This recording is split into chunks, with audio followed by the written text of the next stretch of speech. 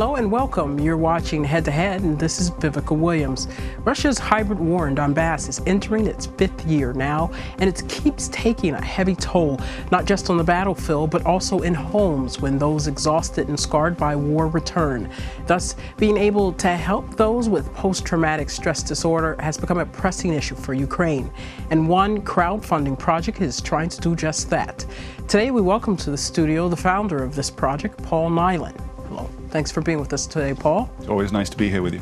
So tell us, what's the name of this project that you have come up with? The name of the crowdfunding platform is Statement Email, and it's something that we conceived of this idea a long time ago. I say we, my wife and I, and it started off. There was one single phrase that I shouldn't repeat because it's not. It contains a word that's not suitable for TV. But it started off with one simple phrase, and then as we were creating the technical structure, it dawned on me that actually we could apply this crowdfunding platform to a range of different causes, and so we've spent a lot of time with partners building things up to a point where technically we were ready to go, and we had a press conference on Monday of last week to launch this project. But the first campaign, I mean, we intend it to be a global project, but it's inspired by Ukraine, and the first campaign is to raise money to help Ukraine's veterans dealing with the issues that you mentioned there in your introduction. So what exactly is the crowdfunding project? How does it work? It's fairly simple. I mean, we all use email addresses. They're ubiquitous. Everyone has to have one, and most people have an email address that's at irrelevant.com. It doesn't say anything. So we came up with a way where people could run an additional email address through their current system. So if it's a Gmail user or a Hotmail user or something like that, you get to keep the system that you got, but you can have an email address that actually shows that you've contributed to a crowdfunding campaign. And in the first campaign that we're running, the email address that you can have is at ukrainianpatriot.com. Mm-hmm. So it's fairly simple. There are many millions of patriots in this country. If we look around, and it doesn't matter whether we're in Kiev or Kharkiv or Lviv, there's lots of symbols of patriotism. There's lots of people who maybe have put trizub tattoos on their shoulders, or they have a flag displayed in their car or from their balcony or whatever. And I've been observing this, and I know that they're the kind of people who would want to participate in this kind of program. And the bottom line is there's a $10 fee, and of that $10, 75% of that goes towards structuring programs to help veterans who are dealing with some kind of psychological difficulty. But what I will say in terms of terminology, PTSD is it's a phrase that's used a lot, and it's in fact overused. So the charitable partner who will receive the funds that we raise here is an organization called Patriot Defense. And mm-hmm. Patriot Defense are a great bunch of men and women that have done exceptional jobs since they were established by Marko and Uliana Suprun back in the early days of the war. And they helped to provide first aid kits for the soldiers that were going out to the front, and they helped to do battlefield medical training, and they did a lot of important work, and they saved a lot of lives. And so Patriot Defense, for me, were the natural charitable partner. They're the people who will receive this monies that are raised through the project. But Marko, in particular, is very specific about the phrase PTSD. That's a medical diagnosis of a right. defined set of problems. But in general, the issues that former soldiers are facing, it's more than just PTSD. It's a wider right. A lot problem. of things that are often post-traumatic. Yeah. And we can just use the idea of post-traumatic issues and after trauma, what people experience, especially when returning to a non-war atmosphere. There's a complete change in how you have to behave and mm-hmm. react, and what sounds mean, and interacting with family. And also there's that loss of that type of family you had on the war zone. Yeah. It's a different type of family. There's a couple of different things. I mean, You mentioned the family relationships. You know, when I've been researching this issue, and I think one of the most pressing things that we need to address that we're raising funds for now is the issue of suicides amongst veterans, right? But on a different level, again, researching into this topic a lot.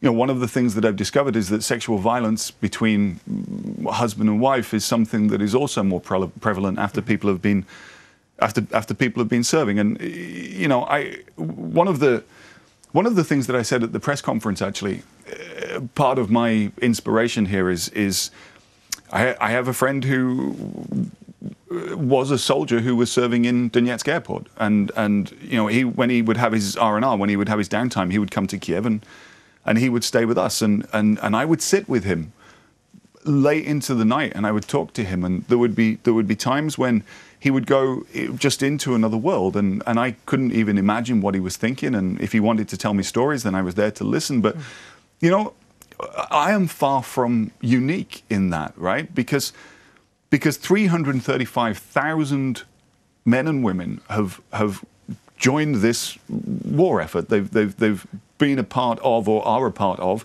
the Ukrainian armed forces, and these people are heroes. They have literally put their life on the line to defend their country and defend their countryfolk, and they continue to do so. But if there's 335,000 members serving or ex of Ukraine's armed forces, that means that there's millions of people across this country who have had conversations the same as I had with Collier, because all of these guys and girls, you know, they're our, as I said at the press conference, they're our brothers and sisters, they're our husbands, they're our fathers, and you know, it's not just them, it's the rest of the family as well. And learning, and so for people to learn how to help, how to communicate with veterans, there's an entire interaction, a community need. Yep. And also we see with some of the best people are the peer support, those who have been through the same thing. Peer support is exactly one of the very, very key things. You're right, yeah. So tell me a little bit about Patriot Defense and what type of services do they provide? Now I know that they do help, or earlier you said they provided first aid kits and a lot of the first aid. Yep. And now they're also involved, from what I'm understanding, in veteran care on their return. That's exactly what their one of their directions is becoming more and more right now, and we each recognize how acute the problem is, not least because the number of service folk is 335,000. It's very, very large. But yes, Patriot Defense, when they were established, they did exactly as you said. They provided first aid kits, but they also provided first aid training as well. So it was essential not just to put a NATO standard first aid kit into somebody's hands, but to teach them how to use it. So if someone goes down in the field, you know, you're aware of what to do. And soldiers had been going to the front with an exceptionally substandard first aid kit and with no medical training. You know, we were losing people who could have been saved by the most basic first aid. Right. So they provided these training courses which lasted for a weekend, as well as the first aid kits. Then they've gone on and they've branched out the kind of training that they've done. They're an exceptional organization. Marco is a Canadian Ukrainian, Uliana is an American Ukrainian, but because of their backgrounds, I mean, they're deeply patriotic Ukrainians. That's who they are. But they approach things from a very international point of view, or international kind of logic, if you like. And so, again, going back to why they're selected. So Patriot Defense, together with an organization called Pobratimi, and Pobratimi is an exceptional group that is doing this peer-to-peer help with veterans, just as you say.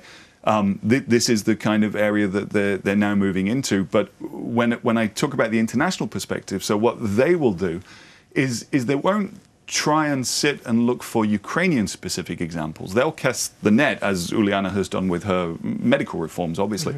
They'll cast the net wider and they'll look at the best international practices. Because, again, the problem's acute here because there are so many soldiers. But there are absolutely lots of examples and things that can be drawn from around the world. Exactly right, exactly right. So British forces who fought in the Falklands in the 80s, the American soldiers who had served their country in Iraq and Afghanistan as well. I mean, the problem of PTSD or psychological trauma as a result of having fought in a war, it's not just our thing. So Patriot Defense, with the international perspective that they have, they'll look for best practices, and they'll find the very best ways that we can to help our soldiers who, I mean, it's tragic if someone's gone to the front and they've lived that life, and the veteran care, trying to provide better veteran care when they return is definitely a shortfalling, not only in Ukraine, but in so many countries around the world, in the U.S. especially.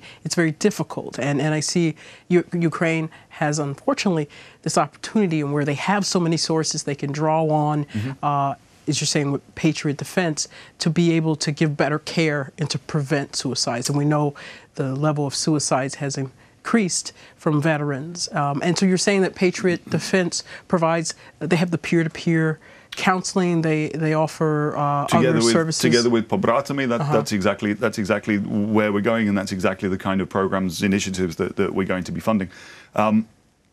It is an issue everywhere, and you just mentioned American veterans. Actually, another future campaign that we intend to launch will be one to help North American military veterans as well, because yes, they also have issues. They need help, and it was at the press conference. There was one of the founders of Pobratimi, a chap called Igor.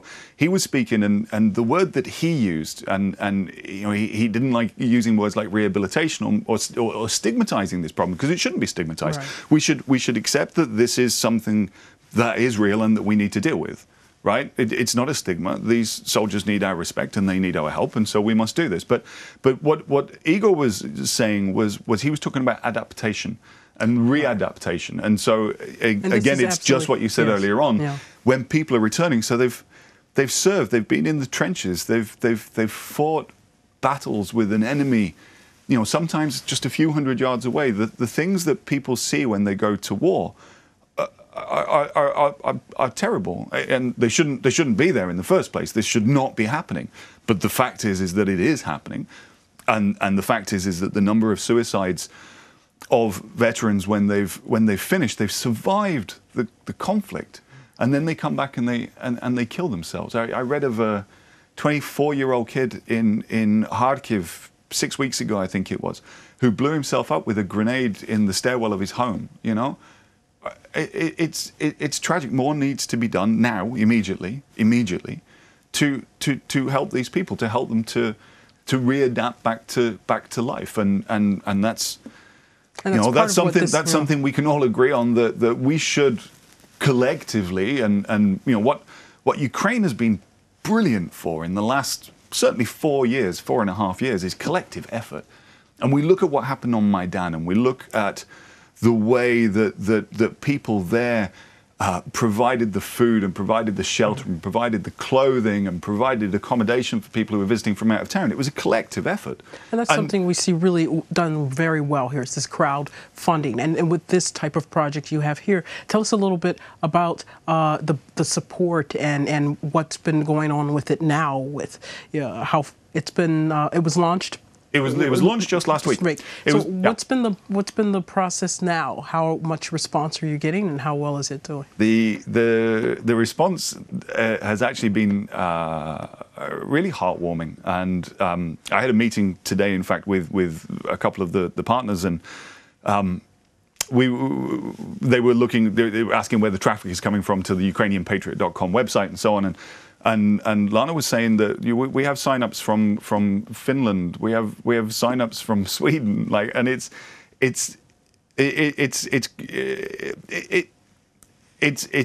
rewarding, because I've worked to try to deliver this project for a very, very long time.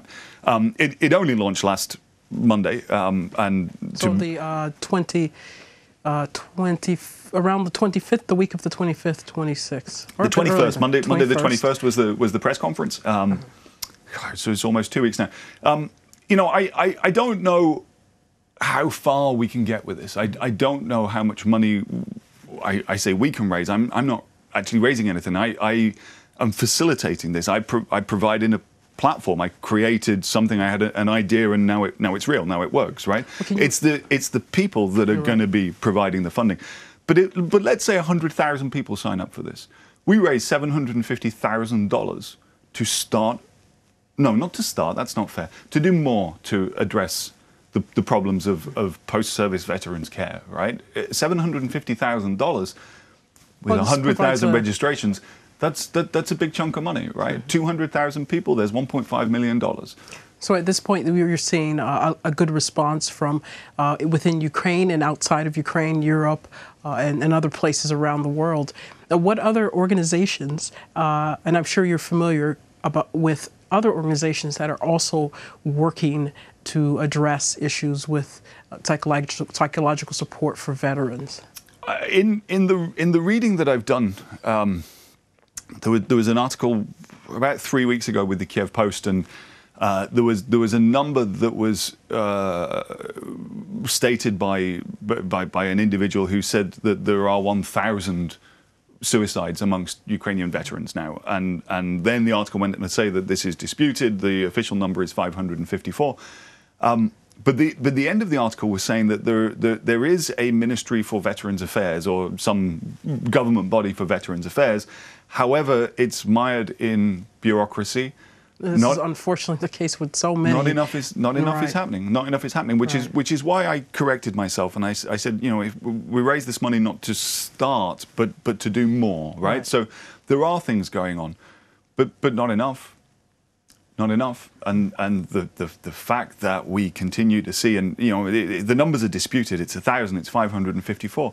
It shouldn't be any of that. There should be a mandatory post-service psychological care program. That does not exist, and it's not likely to exist. I was reading again in that same article. It's not likely to exist until early in 2019. But at this time, we have organizations that are like the Defense, Patriot, the other organizations, and we see quite a few that are, as you said, these grassroots organizations that are having to take this on their own. This is something that Ukraine and Ukrainians are amazing at doing. And not only native Ukrainians and born in Ukraine Ukrainians. So I was with a couple of Canadian Ukrainians last year. And they were telling me that they, back in Canada, had done some crowdfunding to address exactly this issue. And I think they'd managed to raise something like $35,000. And what they did was they took a bunch of veterans together with their families, together with their wives and kids, and took them to the Carpathians. And so it was, you know, it was a vacation. It's a beautiful place. We both know that. But I mean, a place to go and clear your head, right? And so they took these veterans out there. I don't know exactly the number that they helped, but you know, if it was 100, if it was 150, it's still like a really small fraction of the overall number. And like these guys did through their community, they raised this $35,000. They took the soldiers and their families to the Carpathians. They did a fabulous job, and they and anyone else who is involved in this particular area of assistance, in this particular area of helping these people who have served our country, you know, everyone that's doing it is, in my book, fabulous. And like I say, I just created a new way that people can contribute to helping address this problem.